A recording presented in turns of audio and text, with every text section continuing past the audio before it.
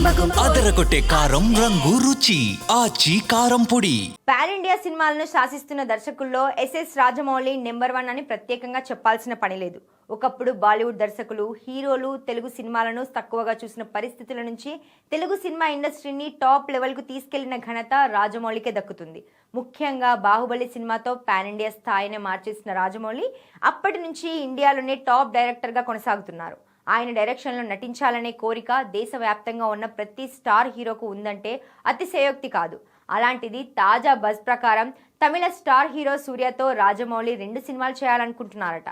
కానీ కొన్ని అనివార్య కారణాల వల్ల ఆ ప్రాజెక్టులు వర్కౌట్ కాలేదని సమాచారం.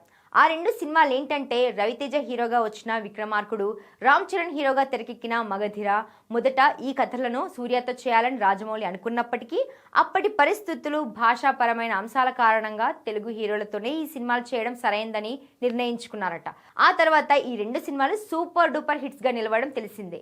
ఒకవేళ కనుక ఈ సినిమాలు సూర్యకు పడి ఉంటే ఆయన కెరీర్ పూర్తిగా మరో స్థాయికి వెళ్లేదని కొందరు విశ్లేషకులు అభిప్రాయపడుతున్నారు.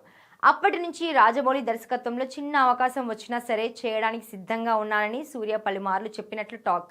మరి భవిష్యత్తులో అయినా ఈ క్రేజీ కాంబినేషన్ వర్కౌట్ అవుతుందా లేదా అనేది చూడాల్సిందే.